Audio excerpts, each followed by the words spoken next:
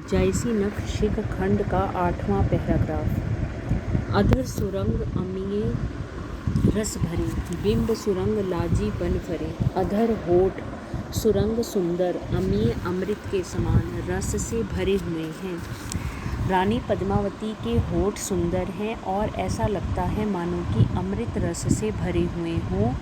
बिंब सुरंग लाजी बन फरे, और बिंब फल जंगली फल, सुरंग सुंदर, लाजी लज्जित होकर, वन फरे जंगल में फल फूल रहा है, अर्थात जंगल में चला गया है।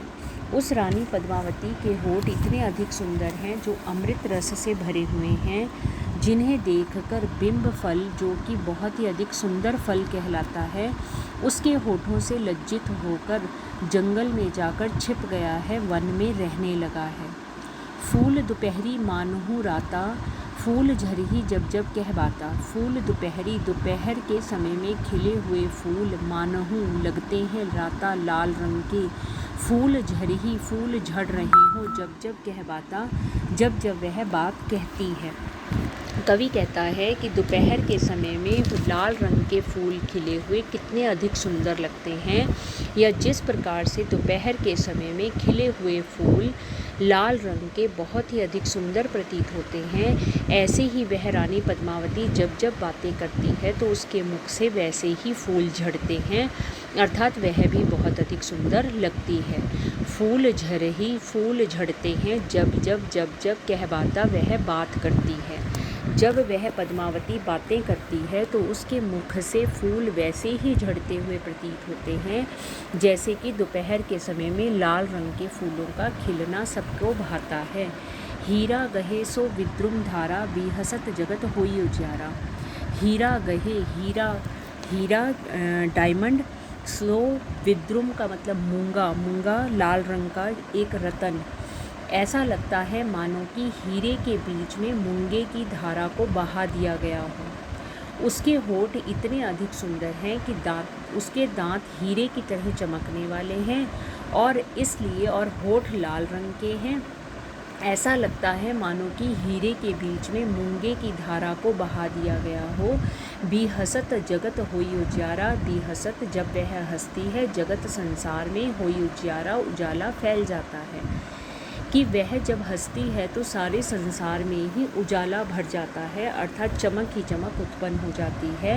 भय मजीठ पानह रंग लागे, भय मजीठ, मजीठ का मतलब होता है लाल रंग का, गहरे लाल रंग का। कभी ऐसा लगता है मानो कि उसके होठों पर पान का गहरा लाल रंग लग गया हो। भय मजीठ गहरे रंग के हो गए हैं, पान के रंग के लागे लग गए हैं। ऐसा लगता है मानो कि उसके होठों पर पान का गहरा लाल रंग लग गया है। कुसुम रंग थिर रहा नागे, कुसुम फूलों का रंग स्थिर रहा नागे, उसके आगे टिक नहीं पा रहा है।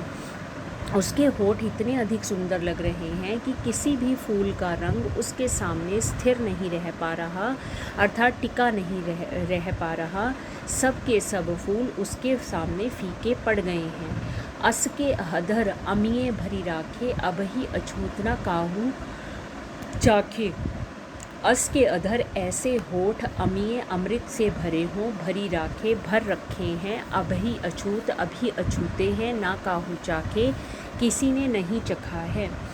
ऐसे उस रानी पद्मावती के होठ हैं जो कि अमृत रस से भरे हुए हैं, अर्थात बहुत ही अधिक सुंदर हैं, जिन्हें देखकर ऐसा लगता है कि उन्हें अभी तक छुआ नहीं है और ना ही किसी ने चखा है, अर्थात किसी भी प्रकार के फल को उसने नहीं खाया है।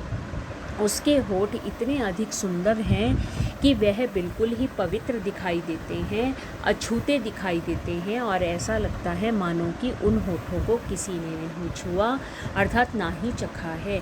मुख तंबोल रंग धारही रसा, के ही मुख जोग सो अमृत बसा। मुख तंबोल रंग, और उसके मुख में, अर्थात उसके मुख के अंदर तंबोल रंग, पान का रंग, धर ही रसा, और रस की धारा बहती हुई दिखाई देती है। के ही मुख जोग सो अमृत बसा। और वह कवि कहता है कि कौन सा ऐसा मुख होगा, अर्थात कौन से ऐसे व्यक्ति का संजोग होगा जो उस मुख को प्राप्त करेगा, अर्थात उस राधा को, उस पद्मावती को प्राप्त करेगा।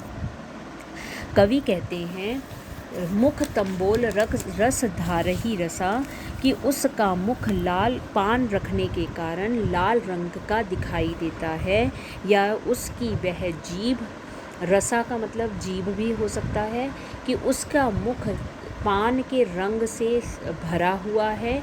ऐसा लगता है मानो कि उसकी जीभ ही लाल रंग की हो गई हो। और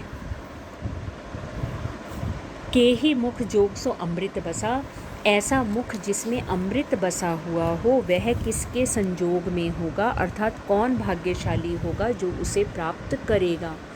इस अमृत से भरे हुए रस को कौन प्राप्त करेगा, अर्थात इस मुख को कौन प्राप्त करेगा, किसके साथ इस चंद्रमा जैसे मुख का विवाह होगा। राजा जगत देखी रंग राते, रूहिर भरे आछही बिसहाते।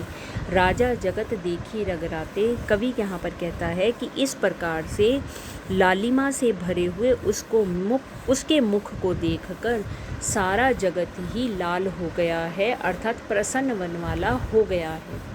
राजा जगत सुंदर संसार देखी रंग राते, इस सुंदर रंग को देखकर, उसके मुख के इस लाल रंग को देखकर सारा संसार ही से प्रसन्न हो गया है। रुधिर भरे खून से भरे हुए आछही बिहसाते, वह हंसते हुए बहुत ही अच्छे लगते हैं। कि खून से भरे या खून की तरह लाल रंग वाले उसके होठ हंसते हुए बहुत ही अधिक मन को भाते हैं। अमिये आधर अस राजा सब जग आस करई, के ही कह कवल बिगासा को मधुकर रस लई। अमिये आधर अस राजा, हीरामन तोता कहता है कि हे राजा, अमृत से भरे इन रसों को पाने की सभी राजा आशा करते हैं। अमिये आधर होठ, अमिये अमृत से भरे हुए, अस राजा सभी राजा आशा करते हैं, सब जग आस करई और सारा संसार भी इसी की आशा करता है, अर्थात इसे पाना चाहता है। अमृत के समान भरे हुए उस होठों को सभी राजा और सारा संसार पाने की इच्छा रखता है। के ही कह कमल विगासा को मधुकर रस लई, के ही कह, कवि कहता है कि किसके लिए कमल का यह फूल विकसित हुआ है, अर्थात खिला है। को मधुकर, कौन भंवरा इस रस को प्राप्त करेगा, अर्थात इस फूल का रस ले लेगा।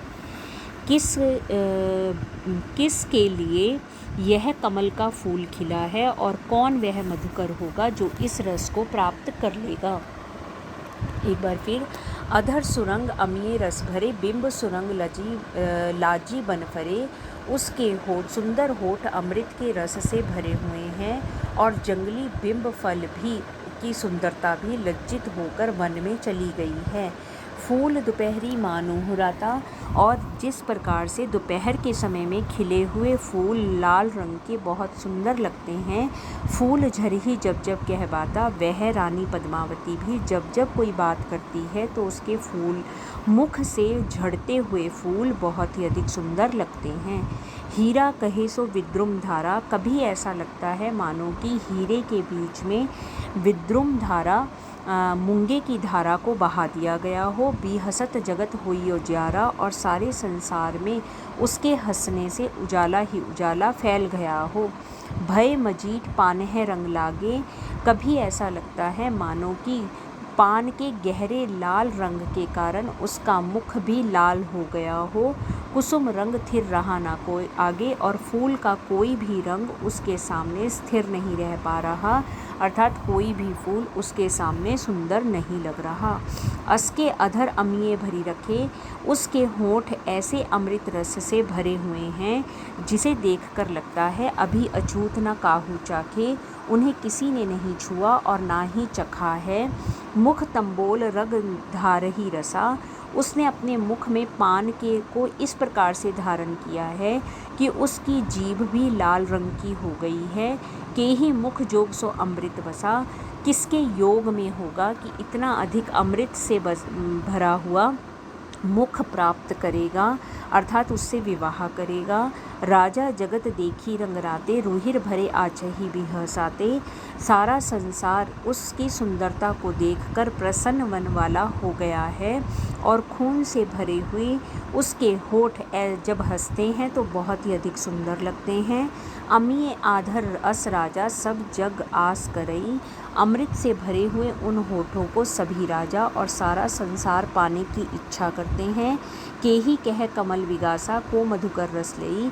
इस संसार में कौन होगा जो इस खिले हुए कमल को प्राप्त करेगा और कौन भंवरा इसके रस को प्राप्त करेगा अर्थात इससे विवाह करेगा।